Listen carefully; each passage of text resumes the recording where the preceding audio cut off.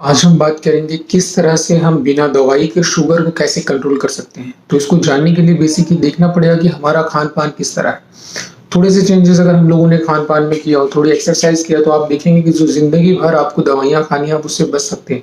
आप दवाइयाँ ले रहे हैं, स्टार्टिंग आपकी एक टैबलेट से होगी। आपने मेटफॉर्मिन नाम की एक दवाई चालू किया, ग्लिमिप्राइड नाम से कोई भी दवाई है, वो आपने एक ही टैबलेट चालू की है, लेकिन कुछ साल बाद वो आपकी 2 टैबलेट हो जाएगी, कंट्रोल नहीं हो रही है। इसी तरह आपकी दवाइयाँ बढ़ती जाएगी। फिर एक कोलेस्ट्रॉल बढ़ा है तो उसकी दवाइयाँ, ब्लड प्रेशर बढ़ी है तो उसकी दवाइयाँ, फिर आगे चल के हार्ट की दवाइयाँ आपको खानी पड़ेगी, फिर आगे चल के किडनी की परेशानी। तो ये कॉमन चीज़ है, अगर आपने दवाई चालू कर भी दी है, अगर आप अपने डाइट पे ध्यान नहीं दे रहे हैं तो ये सारी परेशानियाँ आगे चल के आनी है। आपके जो भी रिलेटिव्स हैं, जो बहुत सालों से दवाइयाँ ले रहे हैं, जिनकी उम्र 55, 60, 70 इस आस-पास है, तो आप देखेंगे कि एक-एक दवाइयाँ नहीं, करीबन 8-8, 10-10 दवाइयाँ उनको खानी पड़ रही हैं। तो अगर आपने थोड़ी-सी चीज़ें समझ ली तो बहुत ही आसानी से आप अपने शुगर को कंट्रोल कर सकते हैं। शुगर को कंट्रोल करने के लिए हम लोग देखेंगे कि हम लोग जो इंडिया में खाना खाते हैं, वो हमारा कैलोरीज़ का काउंट कितना है। हम लोग 2000 से 2500 कैलोरीज़ पर डे कंज़्यूम करते हैं।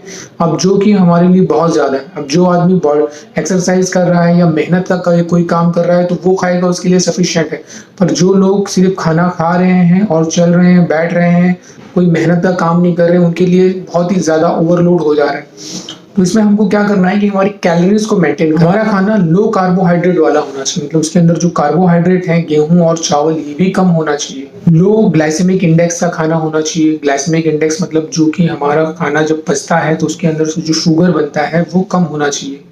हाई प्रोटीन, हमारी बॉडी के अंदर जो है प्रोटीन अच्छी मात्रा में होना चाहिए, तो हाई प्रोटीन वाली डाइट होनी चाहिए और लो फैट डाइट होना चाहिए।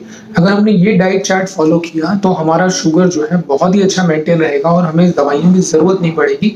अगर आपने सही तरीके से 1000 किलो कैलोरीज पर डे, अगर आपका बीएमआई जो है 24 और 27 के बीच में है, बहुत ज़्यादा नहीं है, बॉडी मास इंडेक्स जो है अगर आपका 24 और 26 के बीच में रह रहा है, तो अगर आपने इसको फॉलो किया तो आप बहुत ही अच्छी तरीके से हेल्दी रह सकते हैं। बिना डायबिटीज की, शुगर की कोई दवाई खाए आप हेल्दी रह सकते हैं, ये आप भरोसा करिए। तो इसमें हम लोग शुरुआत करते हैं सुबह से। अगर आप सुबह उठते हैं तो आप क्या करिए कि आंवले का पाउडर या आंवले का फ्रेश जूस मिल जाए तो वो लेना है। आंवले का पाउडर 1 चम्मच या आधा चम्मच ले लीजिए और आधी चम्मच आपको हल्दी ले लेनी है। अगर पाउडर मिल जाए तो पाउडर, जूस मिल जाए तो 1 कप जूस बहुत ही बेस्ट है। आप शुरुआत में उसको पीजिए। इससे क्या होगा कि हमारी जो इंसुलिन प्रोडक्शन है ना, वो बहुत ही अच्छा हो जाएगा। हमारे जो सेल्स हैं, जो पैंक्रियास के सेल्स हैं, वहां से इंसुलिन जो निकलता है उसका काम बहुत अच्छा होगा। उसमें जो आटे की बात होती है तो आटा बहुत ही इंपॉर्टेंट है, क्योंकि हमारे पूरे डाइट में जो हमें चावल अवॉइड करना है, उसकी जगह पे हम अगर जो हमारे पुराने फॉर्मूलेज थे, पुराने खाने जो हम खाते थे, हमने एक ट्रेडिशन बना दिया सिर्फ चावल और गेहूं ही अपने खाने में रख रहे हैं। हमको इसको बदलना पड़ेगा, क्योंकि तो ये जो हाई कार्बोहाइड्रेट अगर हमारी बॉडी के अंदर जाएगा ना, तो बॉडी के अंदर इन्फ्लामेशन हो रहा है, मतलब हमारी बॉडी के अंदर नुकसान पहुंच रहा है। वो हमारे सेल्स को ये थायराइड और ब्लड प्रेशर और शुगर, ये बहुत ही ज्यादा प्रॉब्लम हो रही है और लाइफ टाइम आपको दवाइयाँ खानी पड़ रही है। तो आप थोड़ी सी चेंजेस करिए खाने पीने में। अब आटे की बात करते हैं। ये आटा बहुत इंपॉर्टेंट है। आपको आटा कैसे लेना है? 200 ग्राम आपको ज्वार का आटा लेना है और ओट्स का आटा मिल जाता है मार्केट में, ये भी ओट्स मिल जाते हैं, उसको थोड़ा सा आप भूज लीजिए। 200 ग्राम ओट्स का आटा ले लीजिए। 100 ग्राम उसके अंदर गेहूं का चोकर, व्हीट ब्रान, ये भी बहुत ही बेस्ट रहता है। चोकर बहुत इजीली डाइजेस्टेबल है, ग्लाइसेमिक इंडेक्स भी इसका लो है। 200 ग्राम चने का आटा, ये भी बहुत बेस्ट है। आप 200 ग्राम चना ले लीजिए और उसको मिक्स कर लीजिए उसके अंदर। 200 ग्राम सोया का आटा, क्योंकि सोया जो है ना, सोयाबीन, इसका जो आटा है ना, इसमें हाई प्रोटीन है, तो हमको प्रोटीन अच्छा रखना है, तो 200 ग्राम सोया का आटा लेना है। 25 ग्राम उसमें आप मेथी के दाने डाल लीजिए। आप इसको सारे मिक्स करके आप पिसवा लीजिए और इसी का आप रोटी बनाइए। ये आपके लिए बहुत ही बेस्ट है।